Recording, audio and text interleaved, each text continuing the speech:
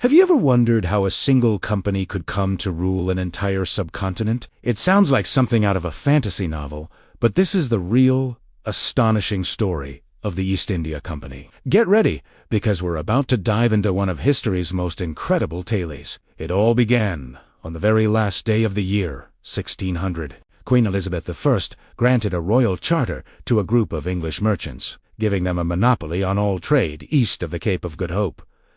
Their official name was the Governor and Company of Merchants of London trading into the East Indies, but we know them as the East India Company. Their goal was simple: get a piece of the lucrative spice trade, which was dominated by the Dutch and Portuguese. They weren't setting out to build an empire. They were just looking to make some money. Their first ships sailed to places like Sumatra and Java, chasing cloves and nutmeg, but they soon set their sights on the vast and wealthy Mughal Empire in India. In 1612, after a key naval victory against the Portuguese, they secured trading rights from Emperor Jah. They established their first factory, which wasn't a factory in the modern sense, but a fortified warehouse and trading post in the port city of Surat.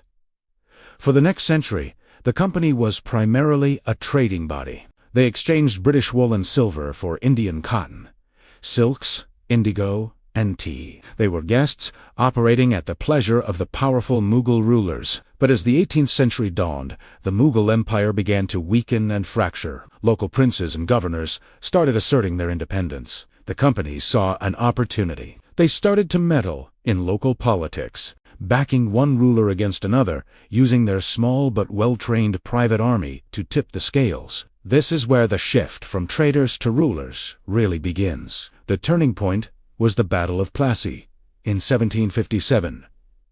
Robert Clive, a bold and ambitious company official, led a small force of about 3,000 soldiers against the 50,000-strong army of the Nawab of Bengal.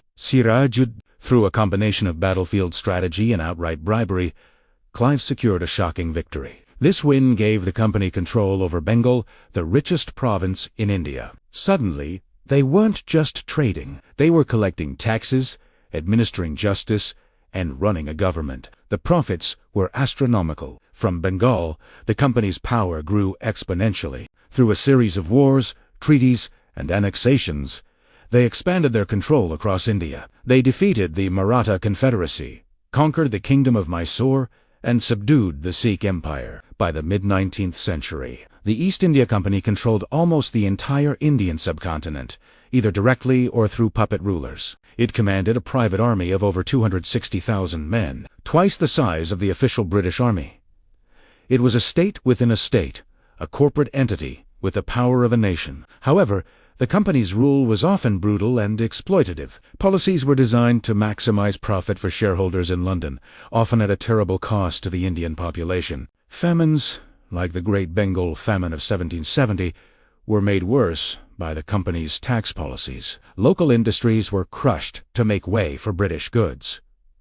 Resentment was simmering. This all came to a head in 1857 with the Indian Rebellion, also known as the Sepoy Mutiny. What started as a mutiny among the company's Indian soldiers spread into a widespread uprising across northern India. The rebellion was fierce and bloody, and though it was eventually crushed, it spelled the end for the East India Company. The British government, horrified by the chaos, decided it could no longer allow a private company to govern such a vast territory. In 1858, the British Crown took direct control. The Government of India Act was passed, dissolving the East India Company and transferring all its assets, territories, and armed forces to Queen Victoria. She was declared Empress of India, and the British Raj officially began. The company that had started with a handful of merchants wanting to trade spices had, for a time, become the master of an empire. It was officially dissolved for good in 1874.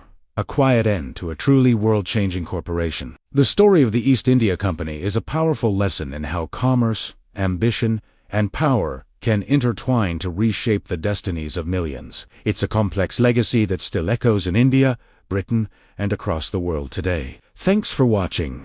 If you found this story as fascinating as I do, be sure to hit that like button and subscribe for more deep dives into history. See you next time.